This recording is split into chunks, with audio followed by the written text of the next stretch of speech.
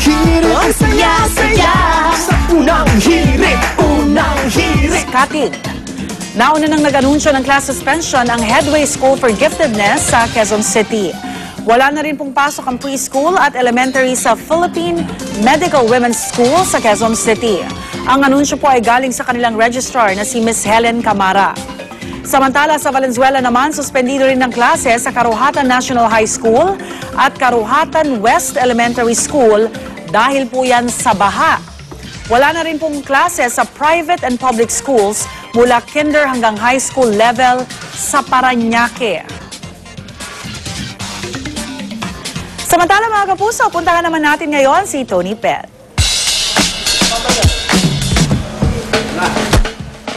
Maraming salamat, Rhea. Nagbabalik tayo dito sa Nueva Ecija sa Philippine Carabao Center. At syempre, eto na, tuloy-tuloy na ang ating pagsubaybay sa ating mga kalabaw rito.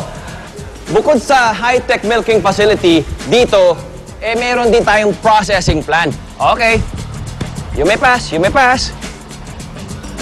Alright. Okay. Very good. Ngayon, tatanungin nyo, saan napupunta ang kanilang gatas? Meron din silang planta kung saan maaaring gawin ang ibang mga produkto mula sa gatas ng kalabaw. At partikular na rito, ang kesong puti. Yan. Simple lang ang paggawa ng kesong puti. Ang ginagawa nila rito, nilalagay nila yung gatas dun sa vat at ito ay pinapainit nila siguro mga 72 degrees Celsius at ito ay ililipat nila para palamigin. Ang tawag dito ay pasteurization. Sinisiguro kasi nilang wala nang mikrobyo na kasama dito sa mga gatas na ito. Pagkatapos niyan, bahagyang papalamigin yan. Tapos niyan, para ma-achieve yung maligamgam na state nito, saka ito nilalagyan ng rennet.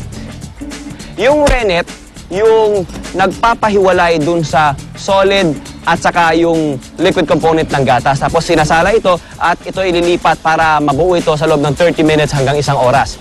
Kapag buo na yan o malataho na yan, hihiwain ito para lumabas ang whey o liquid component. Tapos ito sasalain na sa malinis na tela para tuluyang mahiwalay ang solid at liquid component. Hinihiwa na yan, kesong puti na yan. Tapos depende sa lakihan, kung anong klaseng size ang gusto mo, maaari mong ma-enjoy yan. At nakakatuwa rito, bukod sa kesong puti, ang simple at humble na gatas na kalabaw ay maaari ding gawing cream cheese. At ito pa, mozzarella de bufala.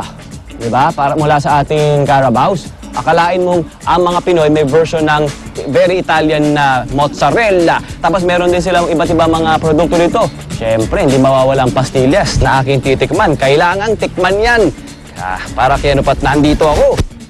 Tapos, tignan nyo, meron siyempre silang sariwang gatas ng kalabaw. Meron silang yogurt. Ang PCC ay gumagawa ng kanilang sariling yogurt. At ito ay maaari nyong bilhin. Tapos meron din silang pulburon, meron din silang iba't ibang mga produkto ng mga pulburon na iba't ibang mga flavors. Okay. Ayan, no? Ultimo yung mga gatas nila, meron din iba't ibang mga flavors. Meron din silang fruit-flavored milk, may chocolate, may strawberry, at kung ano pa. Alright.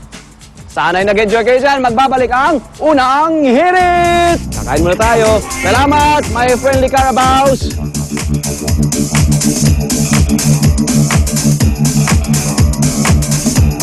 Sa unang hirit, ang saya-saya. Sa unang hirit.